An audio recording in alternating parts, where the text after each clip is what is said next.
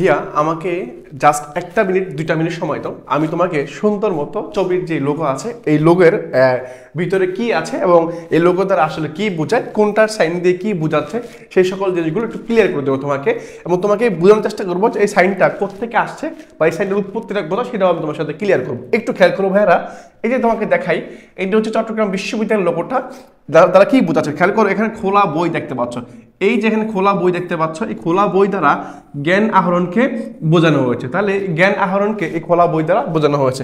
পরটা খেয়াল করো, পরে দেখো যে অ্যাটমিক, দেখো খেয়াল করো এই যে অ্যাটমিক যেটা আছে, এই যে অ্যাটমিক দ্বারা বোঝাচ্ছে বৈজ্ঞানিক সাইন বোঝানো হয়েছে বা বৈজ্ঞানিক বিষয়কে বোঝানো হয়েছে। পরে দেখো এই যে আঁকা বাঁকা দেখতে পাচ্ছ, এই যে আঁকা বাঁকা, এই যে দেখতে পাচ্ছ মাঝখানে এই দেখো উপরে যেটা আঁকা বাঁকা, এগুলো দ্বারা পাহাড় বোঝানো হয়েছে। কি ভাইয়া? পাহাড় বোঝানো হয়েছে। এবং এর নিচে দেখতে পাচ্ছ তোমার হচ্ছে সাদা সাদা যে জিনিসগুলো আছে এগুলো দ্বারা সমুদ্রের ঢেউ, যেমন চট্টগ্রামে বঙ্গোপসাগর আছে, হ্যাঁ তোমার হচ্ছে এই সমুদ্রের ঢেউ বোঝানো হয়েছে। এবং চট্টগ্রামে অনেক নদী আছে, অনেক সাগর আছে, এই সাগরকে বোঝানো হয়েছে এই ঢেউ দিয়ে। এরপর আমরা যেটা দেখতে পাই সেটা হচ্ছে লোগোর উপরের অংশ আরবি লেখা, এই যে দেখতে পাচ্ছ এই আরবি লেখাটা এখানে দেওয়া আছে, এই আরবি লেখাটা দ্বারা বোঝানো হয়েছে তোমার হচ্ছে রব্বি জিদনি আইনমা, যার অর্থ হচ্ছে হে প্রভু আমাকে জ্ঞান দান করুন বা জ্ঞান বাড়িয়ে দিন।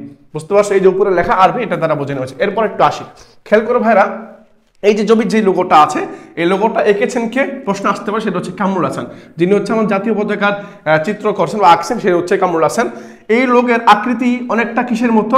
তোমার হচ্ছে কুলার মতো। কিসের মতো দেখতে পাচ্ছ? কুলার মতো। কুলা তোমার গ্রাম অঞ্চলে দেখবা কুলা আছে, কিন্তু এই লোগোটা আসছে হচ্ছে সাম্পান নৌকা থেকে, অর্থাৎ লোগোর আকৃতির আসছে কোত্থেকে? সাম্পান নৌকা থেকে। এখন প্রশ্ন হচ্ছে ভাইয়া সাম্পান নৌকা দেখতে আসলে কিরকম?